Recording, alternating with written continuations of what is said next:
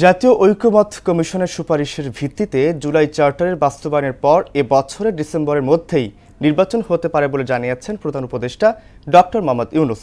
বৃহস্পতিবার world government সামিটে এক plenary সেশনে একথা বলেন তিনি। বিভিন্ন খাত সংস্কারের রাজনৈতিক দলের ঐক্যমতের ভিত্তিতে একটি সনদ তৈরি করা হবে বলেও জানান প্রধান উপদেষ্টা। মাহবুব হাসান রিপনের রিপোর্ট। গত এক দশক ধরে সংযুক্ত আরব আমিরাতে হয়ে আসছে আন্তর্জাতিকভাবে সমাদৃত ওয়ার্ল্ড গভর্নমেন্ট সামিট। দুবাইয়ে অনুষ্ঠিত সেই আয়োজনে যোগ দিয়েছেন প্রধান উপদেষ্টা প্রফেসর মোহাম্মদ ইউনূস। বৃহস্পতিবার এক প্লেনারি সেশনে অংশ নেন তিনি।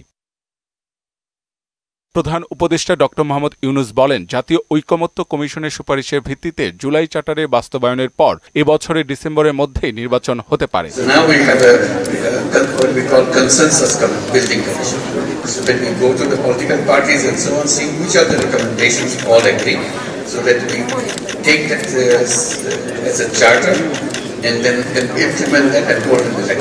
সংস্কার কমিশনগুলোর প্রতিবেদন বাস্তবায়নে রাজনৈতিক ঐকমত্য তৈরি হবে বলেও জানান তিনি।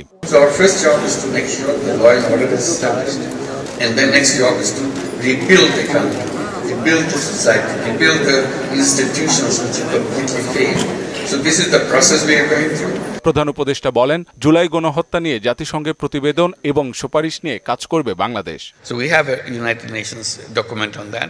So that's a relief. We have to start rebuilding those faults that we have in the system so that it doesn't repeat that.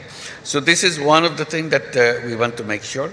And the other things এর আগে সংযুক্ত আরব আমিরাতের স্বাস্থ্যমন্ত্রী আব্দুল রহমান বিন মোহাম্মদ আল ওয়াইসের সঙ্গে সাক্ষাৎ হয় প্রফেসর মোহাম্মদ ইউনূসের। এই সময় দুদেশের সম্পর্ক আগামীতে আরও গভীর হবে বলে আশা জানান ইউএইর স্বাস্থ্যমন্ত্রী।